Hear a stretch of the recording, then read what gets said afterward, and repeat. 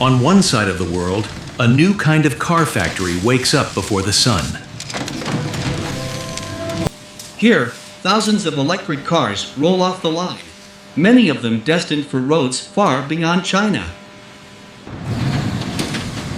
On the other side of the world, an older factory wakes up to a very different kind of morning. Here, orders are softer, margins are thinner, and the competition doesn't feel like another company, but an entire country. This is the heart of a new global conflict.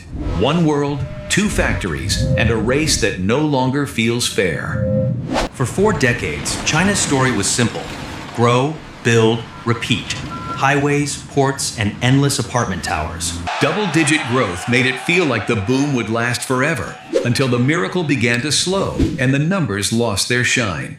A debt-soaked property sector, unfinished apartments, and nervous local governments turned yesterday's engine of growth into today's dead weight. Families save instead of spending, worried about healthcare, pensions, and work for their children in a slower, more uncertain economy. If the consumer at home is too weak to drive growth, Beijing turns back to a familiar answer: sell more to the rest of the world. So exports surge again. Electric vehicles, batteries, steel, solar panels, and machinery pouring out of Chinese ports toward every continent. China's trade surplus swells to extraordinary levels, a sign that it sells far more to the world than it chooses to buy. Part of the secret is scale.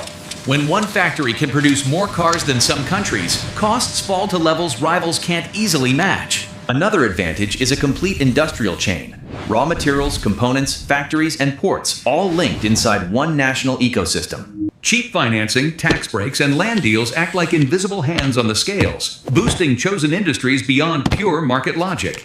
In key regions, energy prices remain relatively low, making it even easier for Chinese factories to undercut foreign competitors on price. For Li Wei, this export machine is not a grand strategy. It is simply the difference between a stable job and a frightening future.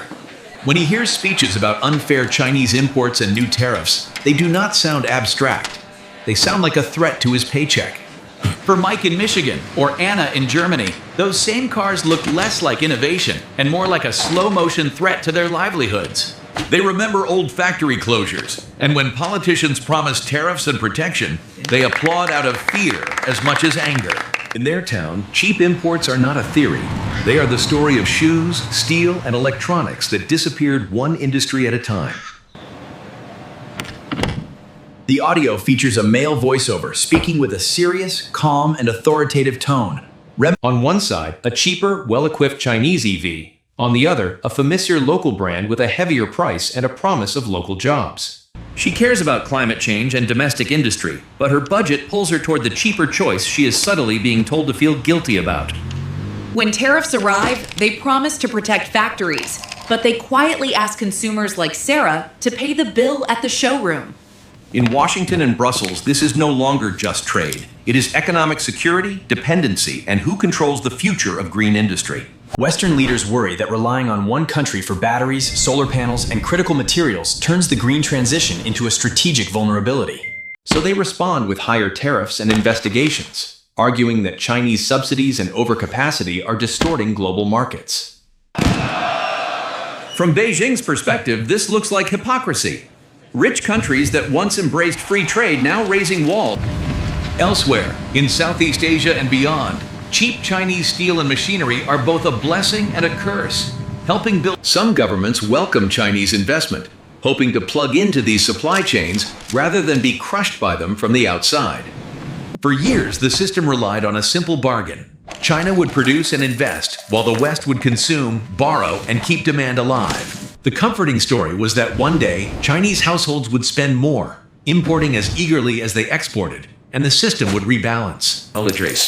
But deep structural forces, aging, inequality, weak safe nets, and the property hangover tax kept. The world now faces a stark choice: accept a permanently cheap, export-driven China, or push back. If they resist, prices rise, the green transition may slow, and trade tensions harden.